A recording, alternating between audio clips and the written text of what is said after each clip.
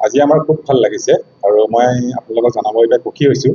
যে আমাৰ বিশ্বনাথ যিখন জিলা অসামৰিক চিকিৎসালয় এই চিকিৎসালয়খনে 2025 আৰু 26 বৰ্ষৰ কায়কল যিটো কোৱালিটি এছেছমেণ্ট প্ৰগ্ৰেম হয় এইটো অল অভাৰ আছাম এটা ছাৰ্ভে চলোৱা হয় আৰু এই কায়কল এছেছমেণ্টত আমাৰ চিকিৎসালয়ে অসমৰ ভিতৰত ৰানাৰ্ছ আপ পজিশ্যন পাইছে অৰ্থাৎ ছেকেণ্ড পজিশ্যন পাইছে গতিকে আমাৰ খুব ভাল লাগিছে আৰু সেইকাৰণে মই আমাৰ হস্পিটেলৰ সমূহ চিকিৎসক নাৰ্ছিং ষ্টাফ টেকনিকেল ষ্টাফ আৰু এডমিনিষ্ট্ৰেশ্যন ষ্টাফ সকলোকে মই মোৰ আন্তৰিক ধন্যবাদৰ কৃতজ্ঞতা জ্ঞাপন কৰিছোঁ আৰু মই আমাৰ joint director health doctor JC বেছাৰকো সহায় কৰিছোঁ আমাৰ ADC হেল আৰু আমাৰ ডেপুটি কমিশ্যনাৰ বাইদেউ আৰু আমাৰ ছাৰ আছিলে আমি সকলোকে ধন্যবাদ জ্ঞাপন কৰিছোঁ আৰু মই ভাবোঁ আমাৰ যিটো আমাক কায়কল যিটো আমাক ৰানাৰ্ছ আপ যিটো আমাৰ ছেকেণ্ড পজিশ্যন আমি পালোঁ এই আমাৰ প্ৰাইজটোৱে আমাক আগন্তুক দিনবোৰত আমাক কাম কৰি যাবৰ কাৰণে আমাক বহুত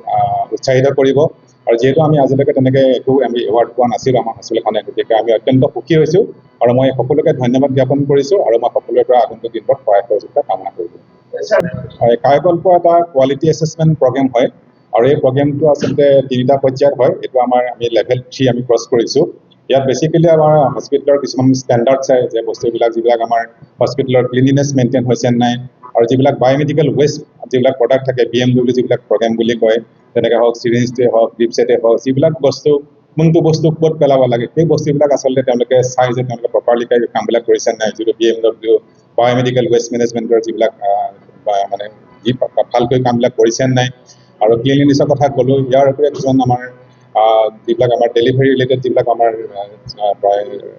ষ্টেণ্ডাৰ্ড হৈছে নাই যে আমাৰ প্ৰপাৰলি ডেলিভাৰীবিলাক আমাৰ হস্পিটেলৰ চিকিৎসক বা নাৰ্ছসকলে কণ্ডাক্ট কৰিছে নাই ইত্যাদি বিভিন্ন ধৰণৰ মানে আচলতে দিশসমূহ তেওঁলোকে তন্নতন্নকৈ পৰীক্ষা কৰে তেওঁলোকে হস্পিটেলত আহে বাহিৰৰ পৰা লোক আহে আৰু সেই সকলোবোৰ চালি জাৰি চাই তেওঁলোকে আচলতে এই এৱাৰ্ডটো প্ৰদান কৰে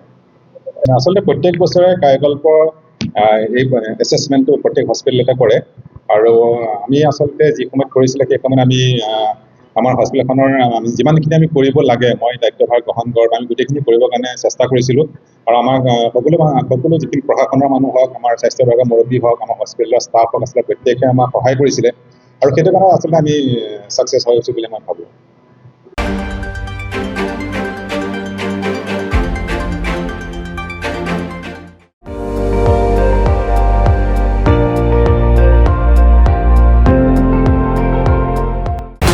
আপুনি চাই আছে ND24